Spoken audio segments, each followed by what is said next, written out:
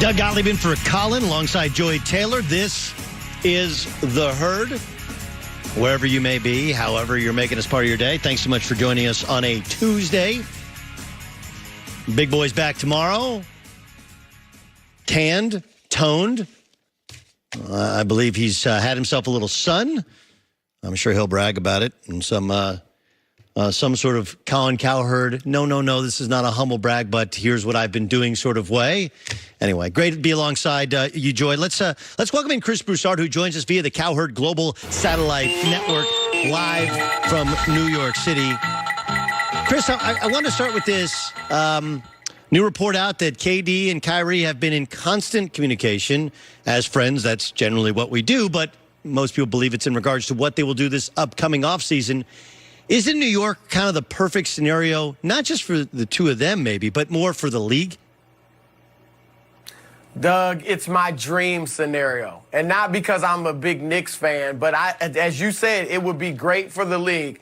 I'm not killing Kevin Durant for going to Golden State and all that, but the fact of the matter is they just became head and shoulders better than everybody else in the league. And while the seasons are still exciting, the journey is exciting. The other little storylines, James Harden, Russell Westbrook, the triple-double, LeBron in L.A., Boston and all their problems with Kyrie there. That stuff's exciting, but we know how it ends. Golden State is going to win the championship.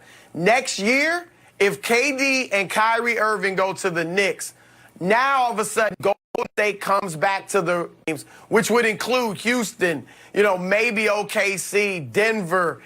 If the Lakers can get their hands on Anthony Davis, if Kawhi Leonard comes to the Clippers, you got those teams in the West. I didn't even mention a few others. And in the East, you would have Philadelphia. Boston still would be pretty good. New York, Milwaukee.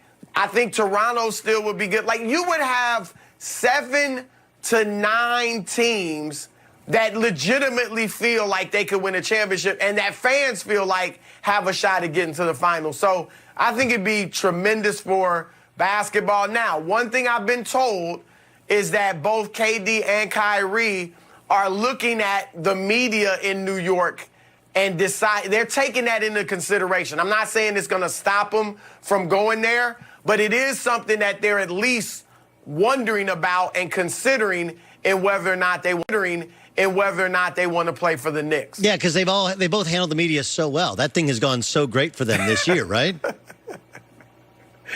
I got to be honest. It doesn't look like a match made in heaven from that standpoint. That's why I would definitely not recommend that either one of them went there by himself. But if they go there together, I think they'll be able to, handle it as a team. And I'll say this too, and I was a Knicks beat writer for the New York Times, and I was at the Times for 6 years in that New York market. They will get a honeymoon period. The Knicks have been so bad for so long that they'll get 2 years where they won't necessarily expect a championship. So the first year they get them to the playoffs, maybe win a round, they'll be fine. Second year, go deeper. Conference finals, NBA finals, whatever, they'll be fine. It won't be, I don't think, until that third year that if they haven't delivered a championship that they'll really start catching heat. So I hope it happens, again, not for the Knicks, in my opinion, but just for the league. Speaking of the league, what's the reaction around the league to shutting down LeBron James? I understand that they're not playing for anything, but they have home games remaining. They have TNT games remaining, and the league's biggest name and the league's biggest star is not going to play because of a groin injury that he suffered, 3 months ago. I understand the narrative of shut him down as soon as they weren't going to make the playoffs, but the reality, the financial realities of it, how is that viewed in the NBA?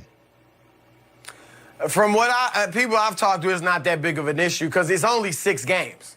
We've seen guys on teams that are headed to the playoffs rest for some of the final 6 games. LeBron's did it in Cleveland in the past, not the full 6, but he'd rest for a few games. So I don't think this is that big of a deal. Look, Kawhi Leonard, as you know this, Doug, he has sat 22 games for load management, or in other words, rest. Now, I know he's not LeBron James. He's not the big draw. But think about that.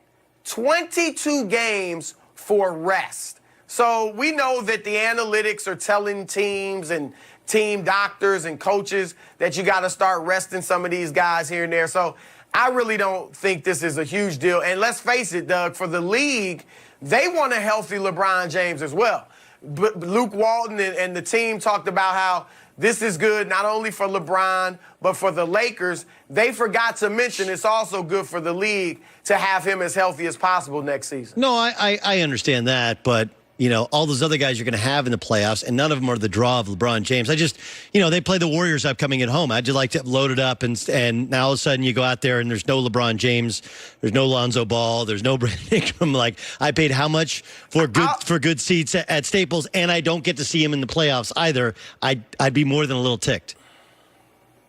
I would have a problem with it if once they were eliminated with, well, how many games left? Like 15 or, you know, it was pretty obvious even if they weren't mathematically eliminated. If he had sat down for like that type of stretch, 15, 16 final games, I would have a problem with it. But these last 6, half their team's injured. The other guys you want to see play with LeBron are injured. I don't think it's a big deal, and I haven't really heard anybody in the league talk about it like what. Chris Broussard joining us here. I'm Doug Gottlieb in for calling this The Herd on Fox Sports Radio, Fox Sports 1, the iHeartRadio app. My general take on the MVP is, look, James Harden could have won it not just last year, but 2 of the 3 previous years as well. He could rightfully win it this year, but I don't actually think it's that hard a vote. I would give it to Giannis, and here's the logic. They're the best defensive team in the league, and he's the reason why. They've won more games than anybody in the league, and he's the biggest reason why. And while he's not the player offensively that James Harden is, as an all-around player, I don't actually think it's close. Like, what am I missing here in that James Harden and Giannis Antetokounmpo are suddenly neck and neck in terms of who's going to be the MVP?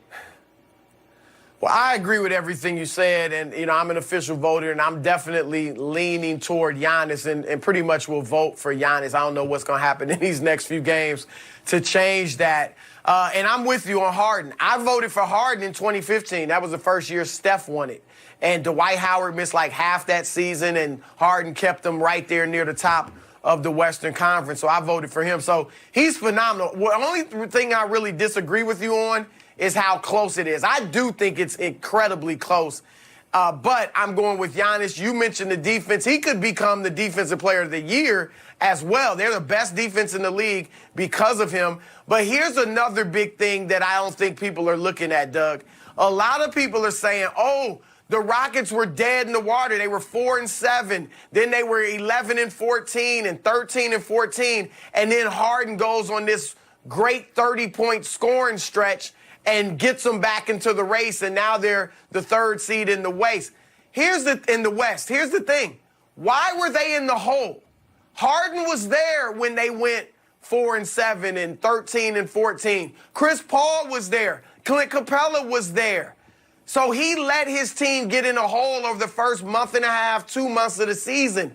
I'm not going to punish Giannis because he didn't let his team get in a hole.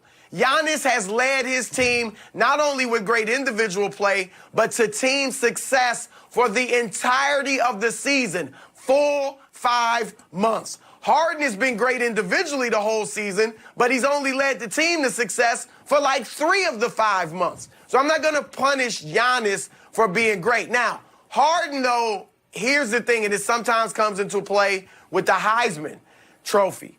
Harden has the wow moments. It's just as simple as that. I mean, Giannis just steadily kills you with his 30 points, 12 rebounds, 6 dimes. He's not always the guy to take the last shot if they need one.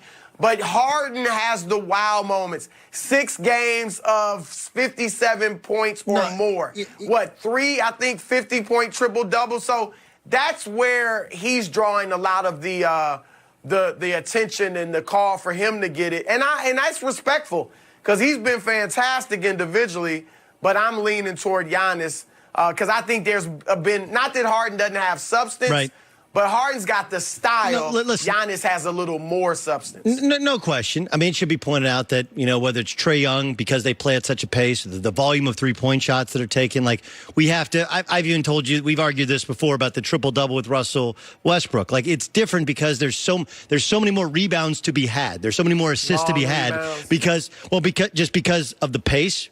Joey and I talked about the elimination of the power forward, frees up rebounding numbers, the ball dominance of one guy, whether it's James Harden or Russell Westbrook or Trae Young, like those guys, even Giannis, they're going to put up bigger numbers because they have the ball so much more often, making the play as the shot clock runs down and there's nobody in the paint. Let me get two quick things real quick. Boston Celtics, are they fixable before the playoffs?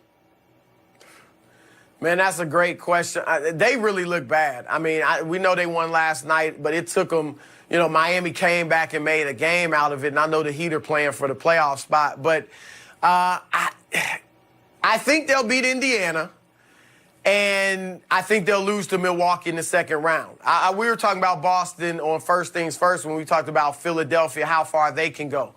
I think Philadelphia's the third best team in the East. But I wouldn't be shocked if they somehow were able to beat a Toronto or Milwaukee in the playoffs.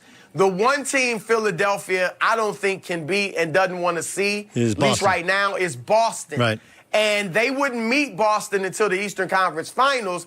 But if Boston somehow gets there, it means they figured it out for at least the time being. They've got their chemistry together. Guys are honed in on the playoffs. They would have beaten Milwaukee in the second round. And I think they would take out Philly in the conference finals. Okay, I got 30 seconds for you. Same question, Oklahoma City, a team that we thought had an MVP candidate in Paul George. They've fallen on hard times. Are they fixable? No, well, there's a formula to fix it, but I don't think it's going to happen. They're going out early. Look, I'm a Westbrook fan with the triple-doubles, but the fact of the matter is, for some reason in the last few months, month and a half, he started shooting more. When they were playing well, he was averaging 19 shots a game, 4 threes. Now he's averaging 22 shots a game and 8 threes a game. He's scoring more, 27 points a game. But it's not helping his team. But he's not getting the assists like he was before. Right. So that's when they went 7-14. Chris, great stuff. Thanks so much for joining us on the Cowherd Global Satellite Network. Appreciate it, man. All right, my man. That's the one and only Chris Broussard, contributor on all the shows here on Fox Sports 1 and Fox Sports Radio. In regards to Josh Rosen, there's a way to handle it and not handle it. And guess what John Gruden's doing? I'll tell you next in The Herd.